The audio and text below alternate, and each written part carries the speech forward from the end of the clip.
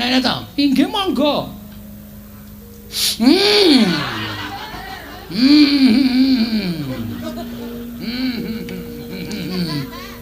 Kok malah lunga lho. Kok malah tindakan ngepuk-puk ingon-ingon. Ndak kurang ajar. Sareh mawon, tenang mawon, mengko bakal tekan kono. Dang. Ya tindakan aja inggih.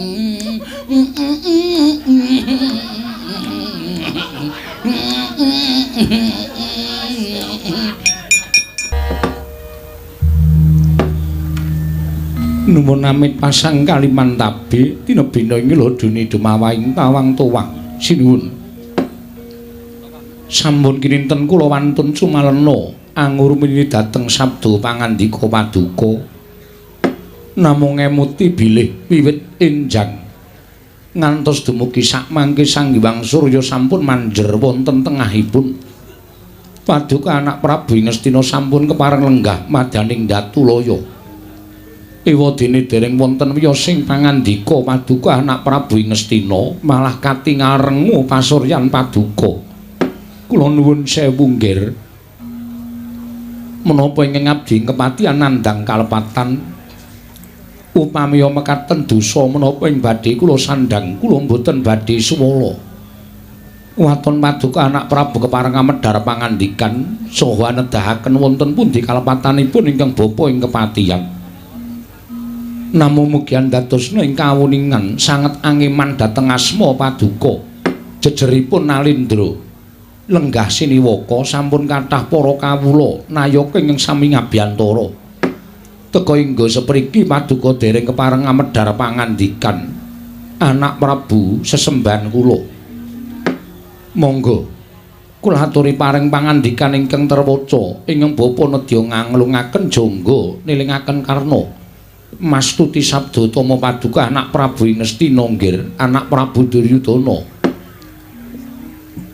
Kula nuwun sewu nggir. Senajan ingkang bapa ing 5 semanten ugi andadosaken jibek raos ing manah kula bingung kodheng. Krana menggalihaken dhateng paduka anak Prabu Duryudana ingkang sampun sawetawis lenggah madaning dampar ewadene dereng wonten wiyosing pangandika paduka anak Prabu. Monggo sawanipun ingkang bapa ing Sukalima wonten negari Ngastina menika kapiji katimbalan dening paduka anak Prabu Ngastina. Mboten wonten ingkang gumana musik salebeting manahipun ingkang bapa ing Sukalima, kejawi kula cumadong dawuh timbalanipun paduka anak Prabu. Badhe wonten dawuh timbalan menapa, nggih? Keparenga ingkang bapa nedya nyadong timbalanipun paduka anak Prabu Ngastina. Namung engko dinten sakmangke wanci sakmangke paduka anak Prabu dereng kepareng amedhar pangandikan.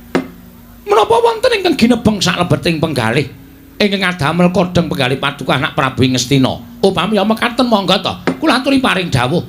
Mboten ketang sekedhik aturipun ingkang bapa ing Sukalima mangke saged dados cecolok obor penggalih paduka anak Prabu saha angejung gumbala ingkang ruwet penggalih paduka anak Prabu Ngastina. Ingkang bapa ing Sukalima nyadong dawuh nggih. Sampun ngantos kados mekaten mangke mindhak dados reraosanipun para kawula sak negari Ngastina ing atasipun paduka menika Nalindra Gung Binathara lenggah siniwaka teka mboten paring pangandikan dipun antu-antu wiyosing pangandika paduka anak Prabu dhateng sangganing para kawula nayaka lan para punggawa negari Ngastina menika nggih anak Prabu Duryudana jagat wasisaning Bathara Wayah jagat yayi kula nyuwun pangapunten. Gandeng sakmangke paman Harya Sengkuni Bapa Durna sampun kepareng amiwiti medhar pangandikan madaning Datulaya ing ngestunipun ingkang raka mboten badhe wantun angrumin dhateng wasisaning Nalindra Ngastina. Namung gandeng paman Sengkuni tuwin Bapa Durna sampun kepareng amedhar pangandikan. Kaselak nata ling raos munjuk atur ngersa paduka Yayi Prabu Ngastina. Wonten menapa Yayi? Dinten samangke paduka Yayi Prabu keparengan nimbali dhateng wiswanipun ing Raka ing Mandura. Upamaya negari Ngastina menika linuruk ladu batang pinurih dadi ajahing rerempon. Tuwin wonten satunggiling Nalindra ingkang badhe anjungking kawibawan paduka. Monggo kula aturi paring dawuh. Ingkang Raka ing Mandura nadyan remuk kasawurna putung sumangga kabandhemna kula sagah minangka dados cagak tuwaking nagari Ngastina. Nanging upami wonten bab ingkang ngembet kalawan negari lan wonten gandeng cenengipun kaliyan Kanalindran Paduka. Sebab kula tri pendhar pangandikan ingkang langkung terpuca. Kula nedya ngangluaken jangga nelingaken Karna. Ingkang raka ing Mandura nedya mastuti sabda Tama Paduka Yai Prabu. Nadyan kadhawan minggah gunung, persasat mudhun jurang. Menawi menika damel jar penggalih Paduka, kula mboten badhe selak Yai, tartemtu badhe ngestu padha. Dawuh Paduka Yai Prabu ing Ngastina, Yai Prabu Duryudana. Anjrah ingkang puspita rum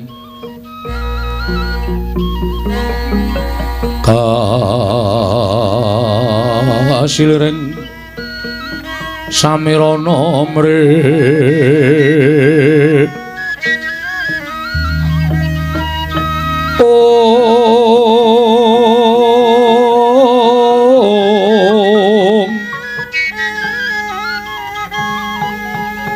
sekar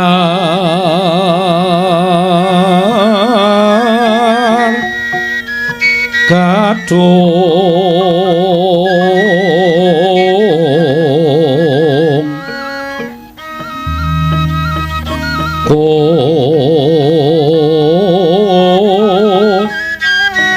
ngas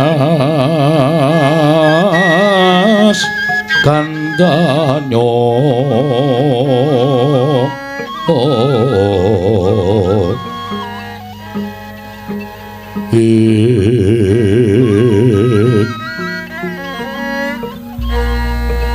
maweh raras renaning driya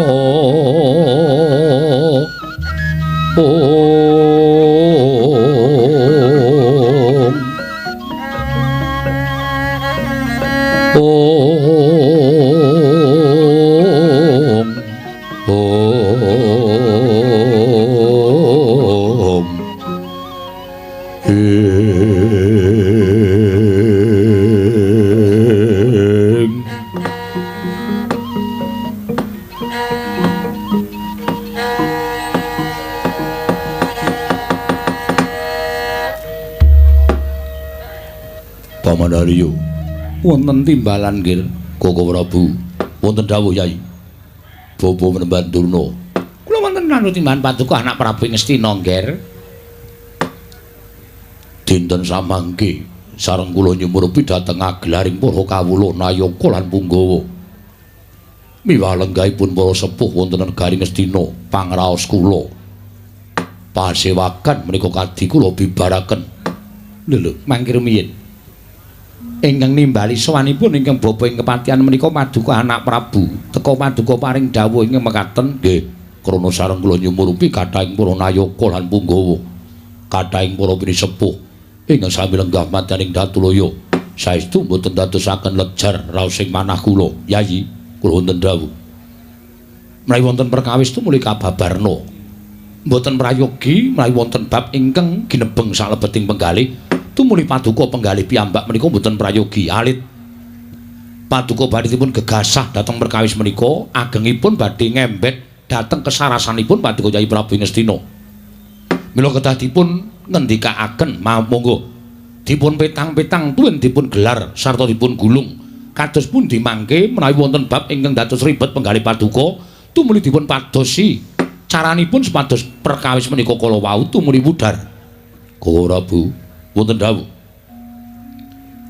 perkawis menika mboten ngembet perkawis negari perkawis menika mboten ngembet perkawis kanalindranipun ingkang rayi ing Ngastina sebab perkawis menika perkawis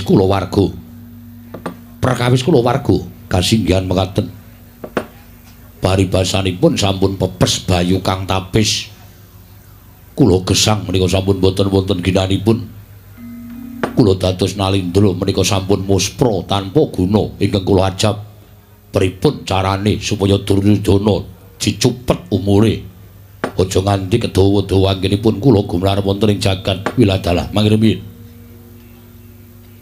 teka kados mekaten wiyosing pangandika Paduka Yai Prabu menika mengku suraos ing kados pundi lan wonten perkawis menapa Koko Prabu Paduka pirsa piyambak bilih gesang kula wonten ing alam padang dados nalindra mukti ngawi banya Krawati Mbau Dendha derajat pangkat kanalindran bondo bandhu ingkang kula sandhang menika boten wonten menapa menapanipun lan boten wonten ingkang kula raosaken menawi sak mangke kegiatan kula sampun boten wonten wonten kegiatanipun Duryudana menika boten sanes kejawi namung dumunung dhateng Prameswari negari Ngastina inggih menika pun Yayi Ratu Banowati ila dalah samangke sampun saged kula gagapi bilih perkawis menika ngembe dhateng ingkang rayi pun Yayi Ratu Banowati kasinggihan mekaten sampun wonten setunggal candra menika solah selaganipun inggih menika pun Yayi Ratu Banowati beneh kalaradat ingkang sampun solah selaganipun Banowati menika sampun benten saben dinten pendak-pendak kula caketi tansah anebih mboten nate purun ngladosi sak tataning garwa dhateng guru lagi nalika kula sare sesarengan kula tansah dipun singkur pendak-pendak kula ajab pirembagan tartemtu anggenipun paring wangsulan dhateng ingkang rayipun Duryudana menika namung setunggal kali kecap mboten nate kathah-kathah anggenipun paring pangandikan mongko adat sabenipun mboten kados mekaten Koko Prabu solah selaganipun Yayi Ratu Banowati mekaten menika kala wau tuwuh tandha pitaken salebeting manah menapa Prameswari Ngastina Yayi Ratu Banowati sampun boten tresna kaliyan ingkang rayipun Duryudana upami mekaten Koko Prabu mugi kula aturane nedahaken wonten pundi margi ingkang pantes kinarya nyupet dhateng yuswanipun ingkang rayi kula badhe pados margining pejah kula mboten badhe kiyat gesang wonten ing alam padang menawi kedah kapedotan katresnan kaliyan Yayi Ratu Banowati ing nyatanipun kula petang-petang jebul pinanggihipun solah selaganipun pawestring kados mekaten menika krana sampun boten tresna kaliyan ingkang rayi pun Ngastina Koko Prabu lelampan kula menika kados pundi kula aturaken ing ajeng nadyan kula menika kebekan derajat pangkat bondo turah ning menawi boten sinanding katresnanipun garwa persasat wastra lungsep ning sampiran sarah mungging lautan boten wonten ginanipun mila wonten ing pasewakan menika badhe kula aturaken dinten sak mangke sampun muspra gesang kula wonten ing alam padang sinten ingkang kersa kula titipi negari Ngastina kula badhe pados margining pejah jalaran kula sampun koncatan katresnan Yayi Ratu Banowati sampun boten tresna kaliyan ingkang rayipun Duryudana Koko Prabu wiladalah sabar Yayi kula nyuwun pangapunten sampun ngantos kesesa nemtokaken dhateng perkawis ing nyatanipun menika boten sak nyatanipun kados ingkang sampun paduka ngendikaaken nyuwun sewu Yayi ingkang sepisan paduka anggenipun paring dawuh madyaning pasewaken menika kula kinten boten sak trepipun krana menapa menika perkawis kula warga menika perkawisipun paduka Yayi Prabu kalawan ingkang garwa Yayi Ratu Banowati mestinipun rinembag dhateng Raka ing Mandura catur netra sampun ngantos pawarta menika kawanguran dening tiyang kathah sampun ngantos pawarta menika dipun ngertosi dening para kawula Punggawa Nayaka ing mekaten sedaya sami raosan bilih kula warga Ngastina Yayi Prabu Duryudana kaliyan Yayi Ratu Banowati menika mboten sae menika mboten sampun ngantos kadenangan dening tiyang kathah menika mangke badhe ngucemaken asma paduka Yayi Prabu Duryudana nyatanipun kula sampun boten kiyat ngampah perkawis menika piyambakan tumuli lajeng kula ngawontenaken pasewakan ing wigatosipun supados sedaya sami angenam-enam dhateng perkawis kula syukur bagi saged paring pangandikan kados pundi anggen kula badhe ngrampungi perkawis menika lho nuwun sewu ing naminipun tiyang bangun Bali Wisma menika kathah ingkang dados perkawis ingkang dados jalaran nyandung tuwin nyrimpeti anggenipun badhe mapanaken Bali Wisma lho nuwun sewu Yayi tumrap kula perkawis katen menika sampun limrah tumrap kula perkawis menika sampun limrah jalaran mboten namung paduka Yayi Prabu piyambak ingkang ngraosaken dhateng perkawis menika kala wau nanging ingkang Raka ing Mandura ugi nate dipun singkur dening pun kadang paduka pun ingkang Mbakyu Yayi Herawati menika ugi nate nanging anggen kula ngraosaken perkawis menika tumrap ingkang Raka ing Mandura Menika namung pacoban tumrapipun ingkang Raka ing Mandura. Semanten ugi Paduka Yai Prabu. Menika namung sawijining pacoban ing mesinipun sampun kantos dipun penggalih ingkang langkung lebet mbok menawi wonten pamothaipun Yai Ratu Banowati ing Paduka Yai Prabu supe satemah boten saged mujudaken satemah damel kogel kagelan penggalipun Yai Ratu Banowati. Menapa wonten pamothaipun Yai Ratu Banowati anggenipun nyuwun dhateng Paduka Yai Prabu nanging go sepriki Paduka Yai Prabu dereng saged mujudaken menika ugi adamel gelo penggalipun ingkang garwa. Nanging sampun ngantos Paduka tumuli paring dawuh badhe pados margining pejah menika mboten sae. Sedaya ingkang linampan wonten sak lebeting kulawarga Ngastina menika saged dipun dandosi. Menawi perlu ingkang Raka ing Mandura ingkang sagah nanting dhateng Yai Ratu Banowati. Pamothaipun menapa, kersanipun menapa lan karepe piye? Mangke kula nggih badhe nanting. Tumuli kula badhe munjahaken Paduka Yai Prabu supados sak mangke kulawarga Ngastina tumuli wangsul sae malih Yai. Matur sembah sewu nuwun tanpa pepindhan. Bawandarya wonten dawuh nggih. Kados pundi lampanipun ingkang putra Ngastina. Kula nuwun sewu menawi bab perkawis kulawarga ngaten menika ajrih ingkang abdi kepatihan badhe munjuk atur mangke kinten kula nuwun sewu lho nggih. Nggadahi pemanggih namung saknyatanipun pemanggih menika mboten gina. Krana nuwun sewu menawi bab perkawis ingkang garwa pun Dewi Banowati radi mboten cocok tuwin radi mboten mathuk kaliyan Paduka anak Prabu menawi saking pamrayoginipun ingkang bapa ing kepatihan sedaya menika dipun telateni. Kula nuwun sewu menawi Paduka menika mboten kendhat anggenipun tansah angungrum saha ngetingalaken sih tresnanipun dhateng ingkang garwa kula kinten bab menika badhe wangsul kados wingi uni krana nuwun sewu sipatipun wanita menika menawi dipun gatosaken tumuli dipun turuti menapa ing dados pepinginanipun angka 3 dipun tresnani menika nuwun sewu badhe lilih penggalipun nggih. Menika kula sampun nyobi mangkaping-kaping. Lan kula sampun nyobi dhateng penggalipun wanita pinten-pinten cacahipun. Menika sipatipun sami digatekke, dituruti apa karepe, lajeng dipun tresnani. Upaminipun, Nduk wis maem urung. Ngaten menika kula nuwun sewu tartemtu badhe lilih penggalipun.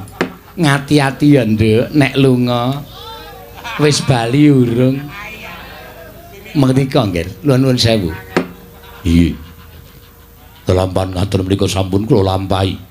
Kula tansah gatosaken nanging Yai Ratu Banowati dereng kersa paring pangandikan lan boten purun munjuk atur kaliyan kula. Pendak-pendak kula caketi kula jejeri tansah malengos. Wonten mawon pawadanipun, wonten mawon alasanipun anggenipun nyingkir saking ingkang putra pun Duryudana paman. Lha kok aneh. Panjenengan menika kiranganipun menapa lho? Nalindra bagus tur tasih muda, sugih bondo, sugih bandu, derajat pangkat kecekel. Kula nuwun sewu. Kok lajeng kados mekaten menika lho. Sipatipun ingkang garwa, Kakang Durna. Pripun Dewate? Panjenengan gadahi pemanggih napa?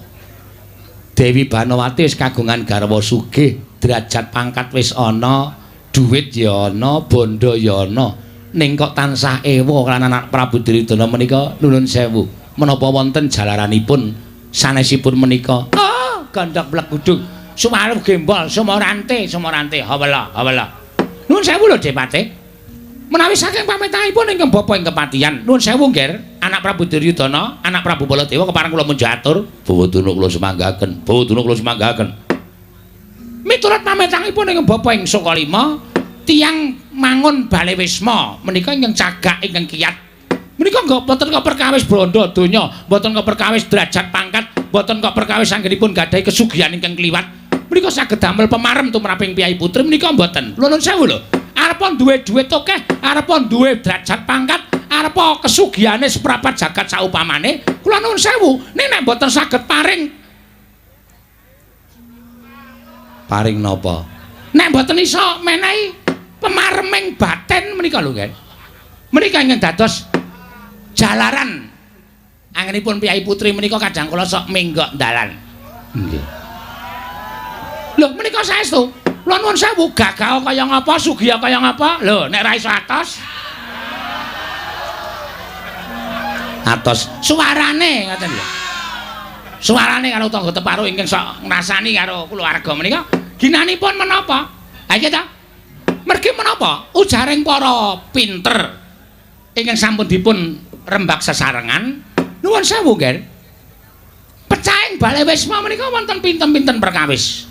Setunggal menika karana kula nuwun sewu salah setunggiling ingkang sami nglampahi Bale Wisma duka ingkang putri, duka ingkang kakung menika mboten saged ngrumat dhateng badanipun. Upamanipun ngaten. Ingkang putri menika nuwun sewu banget-banget nggone lemu glombrot. Monggo ora tau gelem macak ning omah. Lho, ning omah ming dasteran wae bolong nggon geger.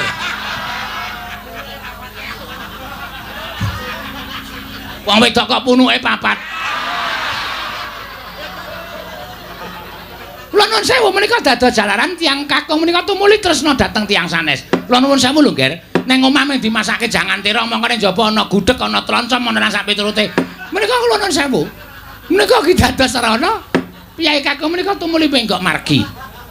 Semanten ugi sing lanang. Sing lanang nek ming sakepenake dhewe, lho, tapi ora gelem dandan ning omah, mongko ya ora tau gelem besus. Ning omah ming ngeler silah gundul randi rambut.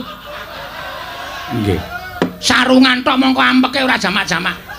Menika wong wadon ya sosok kadang kala jeleh nyawang karo sing lanang. Nuwun sewu lho, kula mboten kok ngebotaken ingkang putri menapa ingkang kakung sedaya kula cariyosaken.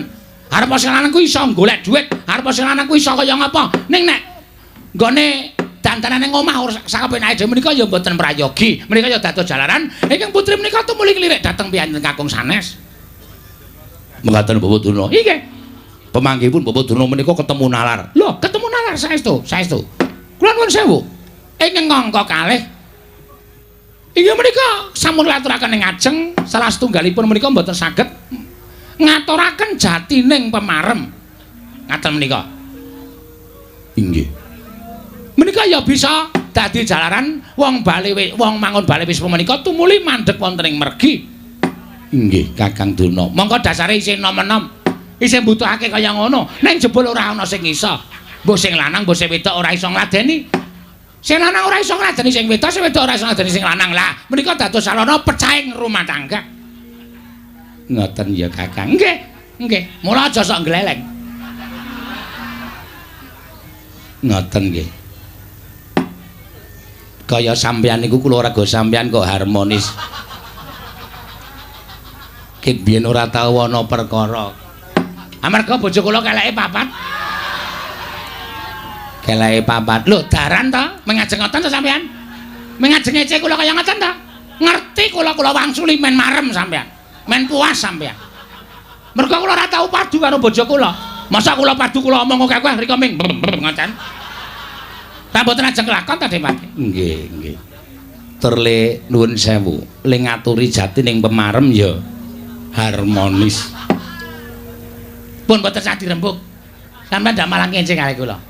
Lah saenipun tumrap kula ngatur kemawon, Ger. Saenipun ngaten. Bawa dulu kados pundi? Mindak kedawa-dawa perkawis panjenengan samangke tumuli ingkang garwa Dewi Banawati tinimbalan sowan.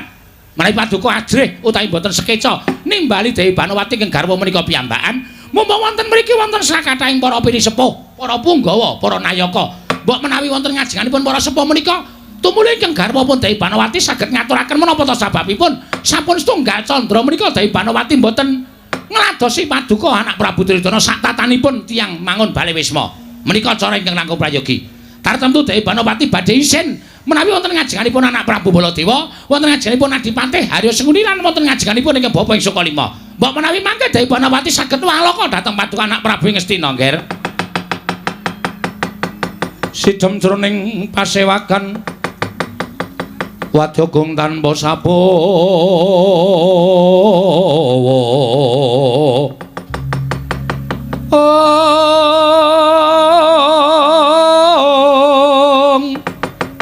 Kapraban dening Sang Nalendra Tama mangu-mangu mangonengi lerwo sing duka cipta ber putih mandana raras ing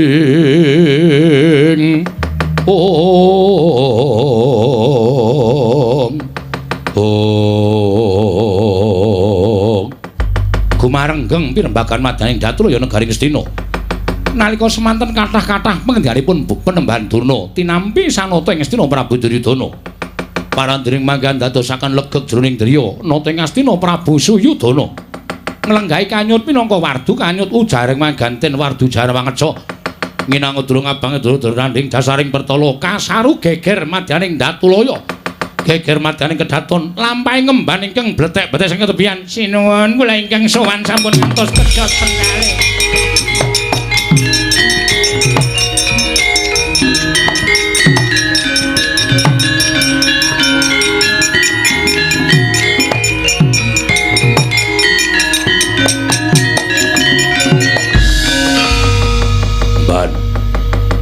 mlayu gawe kaget eneng apa sewu-sewu kalepatanipun ingkang abdi tadah wadana sinuwun menawi kula kadak wilepat dosa menapa ing badhe kula sandang kula namung dederek namung estunipun menika wigati anggen kula munjuk atung ngersa paduka Sang Nata eneng apa ingkang dumadi madyaning kedaton apa ingkang dumadi madyaning Taman Sari ora pangling kowe ingkang tansah ngladeni kalawan Yai Ratu Banowati ngasinggihan mekaten mugi andadosna ing kawuningan sejatosipun kula mboten wantun matur nanging anjagi dhateng kanalindran paduka sastarta asma paduka Gusti kula Sanata paripaksa kula munjuk atur nuwun sewu sinuwun nalika semanten kula medal sak ngajenging kori patengganipun ingkang garwa Dewi Banowati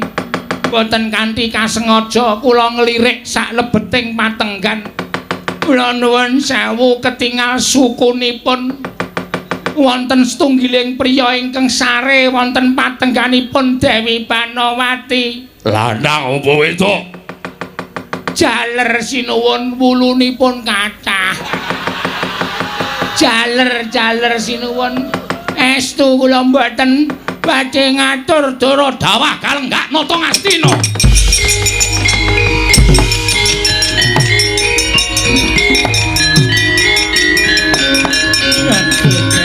Anak Prabu.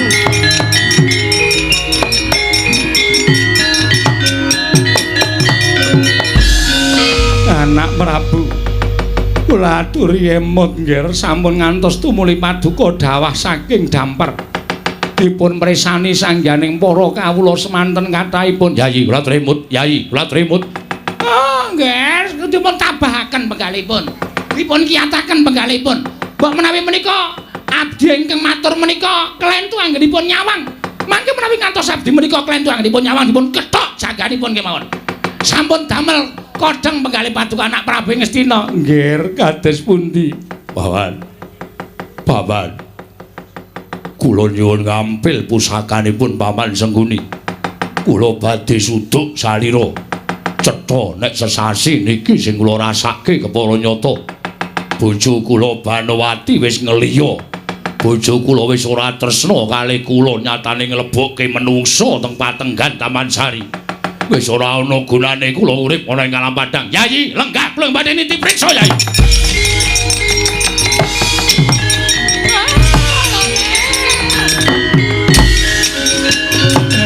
Monggo ger, monggo.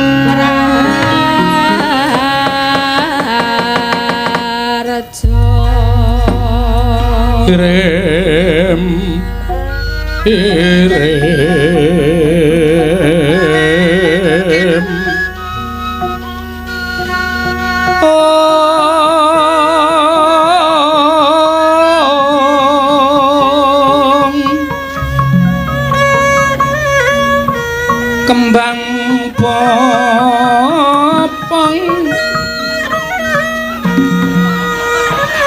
terateba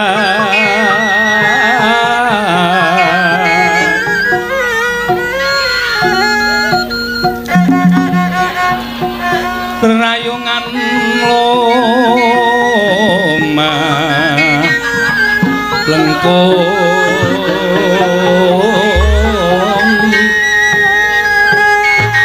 tumalong romambat yan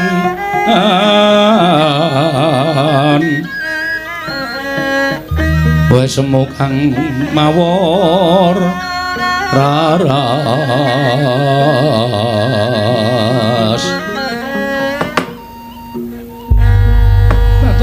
tobat wong kon nyedak wae kok emoh lho tobat gayamu kuwi lho mbuh yo nyedak kene supaya jagongan iki kepenak kula niku namung abdi nek ngantos kula niku cedak kalih sampeyan nek ana wong presa tersebar gosip sing mboten apik lho Dewi Banowati aja cedak karo Bagong ki wong kere Bagong ki wong gedhe bal 17 Tobat aku tak takon karo kowe Wangsulana nggih waton ora angel-angel saiki aku tak takon karo kowe upama kowe ra wis sesasi nang kene nggih mangan yo nang kene turu yo nang peturonku neng ora tau disusul. Lah pengenmu disusul apa piye mbok yo engko tak susul engko. Wah, grahan aku iki apa ya kenugrahan apa ya? Kok tanpa kanyana kok ndelelakon sing kaya ngene jan nyenengake tenan. Tobat. Saiki aku tak takon karo kowe Wangsulana. Heeh, anu nggih. Kowe nang Taman Sari kene iki seneng apa ora? Seneng. Seneng sebabe apa? Siji, cedak kalih sampean, iso ngladeni sampean minangka kula dados batur Panakawan. Angka loro, abdi Taman Ngastina niku ya apik-apik. Tobat, saiki tak takon, kowe milih abdi apa milih juragane? Kabeh. Abdine ya apik-apik. Ayo kula niku selerane macem-macem. Tobat, tutuk watu sirahmu kowe. Bagong, dalem. Tobat, kowe ngerti ora sing tak rasake? Bab napa? Sasuwene kowe durung mapan negara Ngastina kuwi atiku mung nyawang taman. Aku mung tansah nyawang endahing taman, mula suwe-suwe rak ya jeleh. Mung kon nyawang taman, mung kon nyawang endahing Taman Sari Negara Ngastina kuwi suwe-suwe jeleh mongko aku ora entuk metu. Aku ora entuk metu saka ing Taman Sari, aku ora entuk dolan menyang endi papan. Aku ora entuk srawung karo emban-emban liyane sing diparengake cedhak karo aku ming emban siji loro sing entuk palirayanak Sinuwun Prabu Duryudana. Nggih. Ning bareng kowe nang kene atiku seneng Bagong, atiku bungah. Dina-dina iki mesti guyu. Dina-dina iki mesti aku ki tobat rasane ki atine kaya seneng banget. Tenane. Iya Bagong, tobat kowe iki wonge sregep tobat. jam 4 esuk wis tangi. Mengko tumuli kowe nganu nglakoni subuhan. Nggih. Wingi kok madhep ngulon. Lah kon madhep ngendi?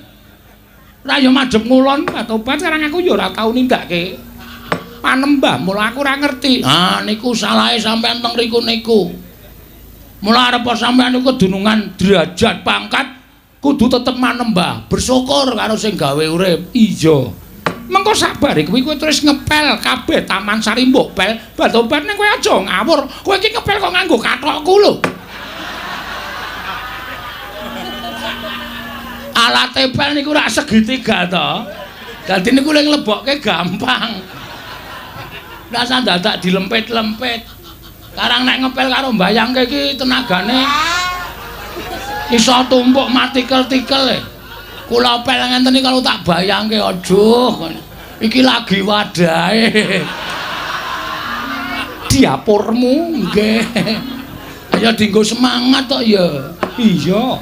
Tobat lan kowe ngerti ora? Kowe iki nek olah-olah enak banget. Ah, kaya kawit biyen kula nek mangan olah-olah dhewe kok. Iya. Wingi kae jangan kok ireng ki apa?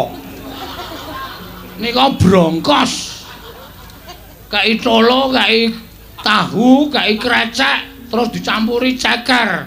Tobat. Aku ki nek mangan ora tau wujuding ceker kaya ngono ku mergo aku prameswari. Nek mangan yo basa sing daging-daging. Lah kok bareng aku ngrasake ceker kok enake ra jamak-jamak. Iki mergo nggonmu olah-olah, Bagong. Wah. Oke. Benjing masake napa? Ya aku manut karo kowe. Nggih, anu pun dereng napa? Teloncom. Teloncom ki apa? Aku ya ora ngerti asline.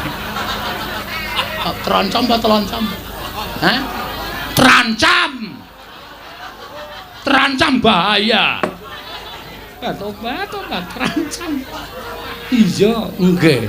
Lah, monggo kowe iki ya demen resik-resik, mbok taman mbok sapu nganti resike ora jamak-jamak. Blumbanging iwak tengah taman kae mbok kuras. Tobat saiki katon bening, katon disawang ya apik. Bagong kowe tak kandhani ya. Nek aku bloko kowe kira-kira piye? Bloko bab napa? Aku bloko karo kowe jroning atiku bungah kuwi jebul rasa bungah kuwi iso nukulake rasa seneng. Maksudsu kuwale maksud lu jroning bungah kuwi nukulake rasa seneng, jroning seneng kuwi nukulake rasa tresna. Ampun macem-macem ah. Kula niku mung batur e. Sampeyan kok ngrembug perkara tresna niku salah tempat.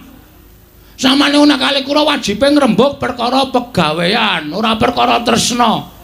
Mengke ndak dilokke kula niku cecak nguntal cagak cebol gayo wulan putong ngitung lintang.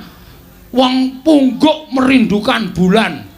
Niku mboten ajeng kelakon. Sing kandha sapa? Ning donya iki ora ana sing ora bakal kelakon nek kabeh dilakoni nganggo tekad. Monggo aku nyatane yo ketukulan rasa tresna karo kowe. Tresna kuwi ruping jiwa sing luhur. Tresna kuwi ruping jiwa sing suci. Tresna kuwi paringane sing gawe urip. Tresna kuwi ora iso ditolak. Tresna kuwi ora iso dibalak. Tresna isane mung dirasake. Tresna kuwi ora pilih derajat pangkat. Nadyan aku tresnani wong loro saudon telu saurupan. Upamane aku tresnani karo kawula, mongko rupane elek, nek Gusti keparang maringake rasa tresna karo aku, aku ora iso nggone bakal duwa, Bagong. Manesmu, arep apa? Arep apa? Arep gandrung ya. Lah nuwun sewu niku mengke gek mengapusi kula. Biasane sampeyan niku wong duwe, sampeyan niku wong sugih, sampeyan niku wong duwe derajat pangkat, niku mung mempermainkan kaya kula niku ya keloro-loro tiwas kene tresna tenan, mengko sampeyan tertawa di balik badanku. Sampeyan tegese mung guyu nyekikik karo tak apusi kowe. Apa ora keloro-loro? Tobat. Saiki kowe njaluk bukti apa? Saiki njaluk bukti apa? Wis kowe ngomong njaluk bukti apa? Wah, ampun cedak-cedak. Kula niku galak. Kula niku aja kok nyawang wong wedok mambu parfum e. Pikiran kula wis tekan ndi-ndi. Tenan niku. Monggo parfum sampean enak kabeh. Kowe wingi nganggo to? Tak semprotke to? Nggih. Jenengane nolong kowe. Ora apik nganggo parfum wong wedok. Ah karang ambune wangi. Wis gage wangsulana piye? Aku butuh wangsulanmu saiki. Ngeten lho anu Ndara Banowati. Iya, sampeyan kuwi kagungan garwa Prabu Duryudana. Aku wis ra tresna. Lho. Aku wis ra seneng. Gagah kaya ngono, gagane ra iso atos.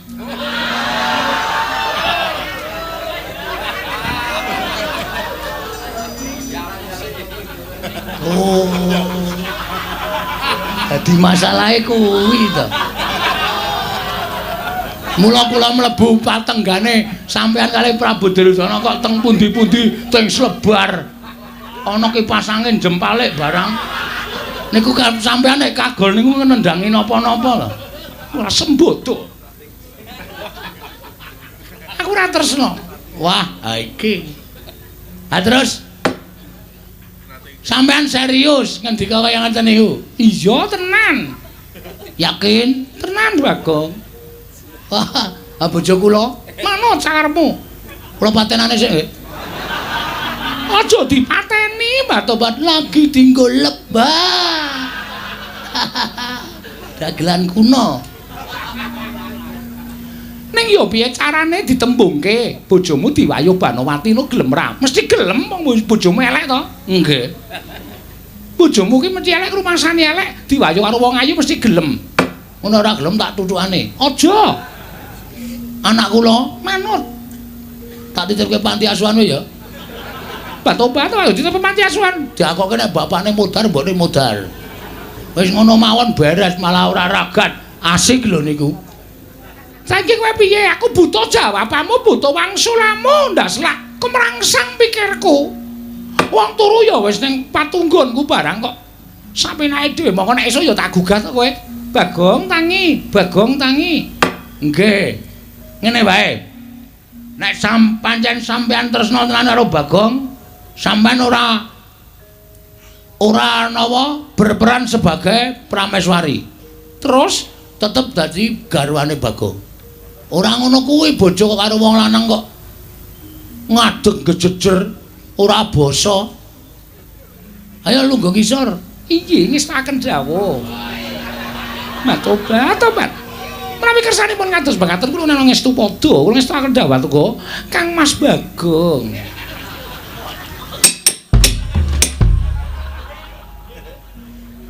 Wah. Iki aku ngimpi apa ya iki? Ande bojo ayu ngene iki malah kisruh aku. Wis asli. Banowati, dalem wonten dawuh Kakang Mas. Wah, jan kowe tresna tenan karo aku, Diamond, diajeng. Heeh, diajeng. Aku anu gugup aku ki gugup tenan iki. Wah, jan iki nek ora tuku. Ora tuku pil kita. Ora bakal kuat aku. Tobat. Banowati wonten dawuh. Kowe tresna tenan karo aku. Inggih saestu. Upama aku lara, kula tansah nderek sakit. Kula badhe nyakiti dhateng awak kula piyambak. Upama aku darah tinggi, kula badhe nedha. Iwak kambing sak kata-kataipun. Sepatus kula nggih nderek darah tinggi. Umpama aku asam lambung, kula badhe nedha kecut-kecutan sakoe-koe men aku ya asam lambung. Kowe dia nek ngono tresna tenan karo kowe ya. Nek aku maem donat.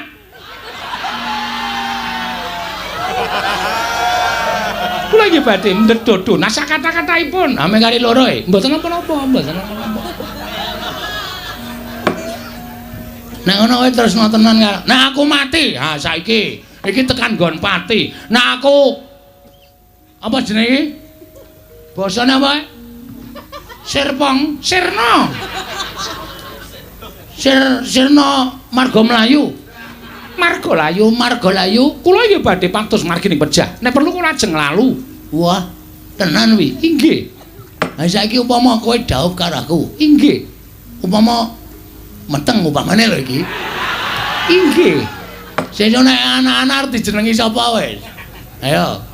Menawi sae nggih nunggak semi kalian tiyang sepuhipun. Upami bapake Bagong ya nek upama metu lanang ya dijenengi Bagio. Mah Bagio ki wonge gedhe ning pekok.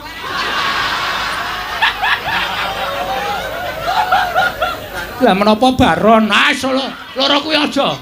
Baron ki mung watuk wae. Mah aku Basir. Inggih menika sae. Heeh, nek wedok ya sapa ya? Wedok angel lho nek wedok nganggo bagi.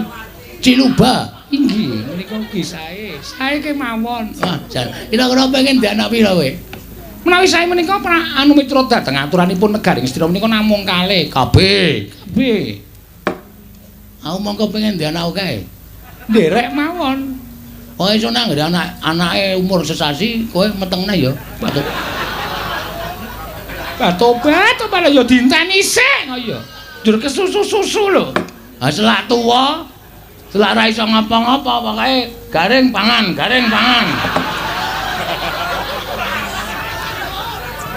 Tobat Sago ora? sagah. Ngono. Permintaan suami iki adalah apa ya? Keng kudu dileksanani. Wong wedok ora ngladeni karo wong lanang mati cemplung neraka. Durhaka. Inggih ngestaken dawuh. Rada nyedak rene. Lah rak ngaten kenapa nyedak ya mok kok panjenengan nika. Ha saiki aku gelem kok. Inggih. Kowe ya wis muni tresno karo aku kok. Inggih ngestaken dawuh. Aduh, iki nang laler iki kowe.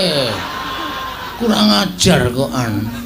Tobat sampun ngantos kula dipun encoki laler aja aku urung mencoke. Lalere wis mencok. Monggo aku nek mencok suwe. Inggih sakersa panjenengan. Heeh. Wajan.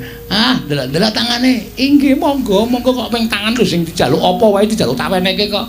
Ya kuwi engko. Saiki tangan sik. Waduh halus jan. Beda karo tangane bojoku. Inggih. Bojoku ki wong wedok tangane sak muntu-muntu. Mbah, paling turunan gendruwo wae. Wong biyen aku nemu nang ngisor papringan kok. Inggih, bareng entuk wong ayu njur bojone disia-sia. Ya ora ya tetep tak tresnani kabeh. Inggih. Ning ya aku jotok pengen nyambut gawe ya. Aku ki nek lara nyambut gawe awakku lara kabeh. Inggih. Ning napa ya wangun garwane Debanawati kok umbah-umbah ngangsu barang. Kuwi gaweanku. Ora kena tok penging. Inggih. Nek umbah-umbah ki ya umbah-umbah. Sandangane dhewe mboten sah. Sandangan kula mboten sanipun umbah-umbah menika sampun pakaryanipun emban. Aku ki paling seneng ngumbahi sandanganmu Tobat malah ngucek kok suwe banget. Suwe lek aku ngucek karo modar kowe. Wong sandangan kok didunekke modar, mbayangke. Tobat senengane kok kaya ngono. Yo. Iki apa jenenge? Abdi ngendi? Abdi Ngastina iki ana sing lucu ora? Wonten. Jenenge sapa? Limbo kalih Cangik. Mimin kalih Apri. Oh, Banci Mbogem kuwi. Inggih. Rumiyin sakmenika sampun mboten. Ya ditonton yo nang anu arena pertunjukan. Inggih. Ngastina menika gadah arena pertunjukan. Heeh. Ya mangkat rono. Inggih ngestaken dawuh. Edan kowe iki saka mburi ya apik. Saka ngarep ya apik. Wah, jan. Sampurna mul. Menapa? Sempurna maksude ngene lho. Sawang saka mburi ya apik, ngarep ya apik. Wah. Pokoke aku saka ndi-ndi gelem. Saka mburi ya gelem, ngarep ya gelem. Iki ngestaken dawuh Tobat panjenengan iki ora bagus ning ya gemeske lho. Ih, gemes aku. Mangke Sing ta jiwit kene. Sing mobat mabrik liyane. Ora iso jiwit sanggon-gon. Pundi sing mobat-mobat nggon apa? Ora takon sing pernah-pernah. Ora kurang ajar. Tobat Mang. Iki kowe. Tobat lek bengok iki kok keri lho. Iki. Kowe ketoke bunga banget inci banget. Arep ngopo? Ora apa-apa. Mbok ya nembung, mau nembung ya dikeki kok.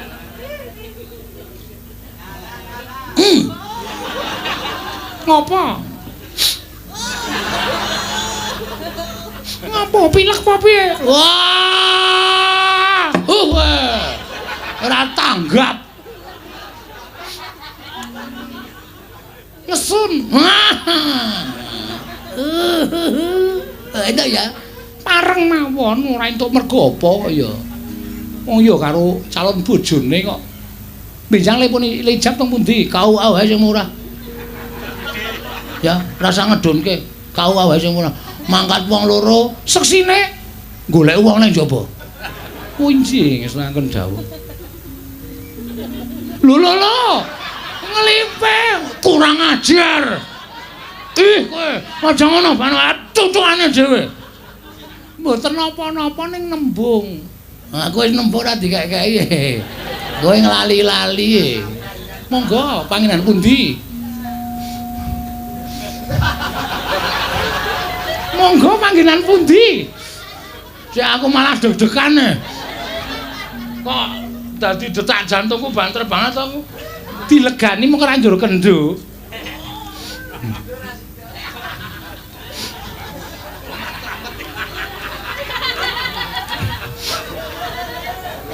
Aduh.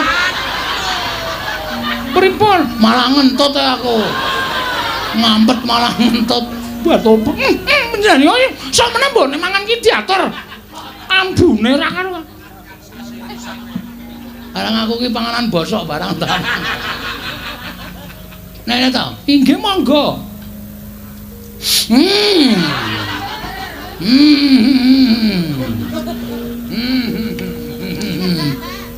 Kok malah lunga lho. Kok malah tindakan Ngepuk-puk ingon-ingon. ndak kurang ajar. Sareh mawon, tenang mawon, mengko bakal tekan kono. Dendang. Ya tindakan aja inggih.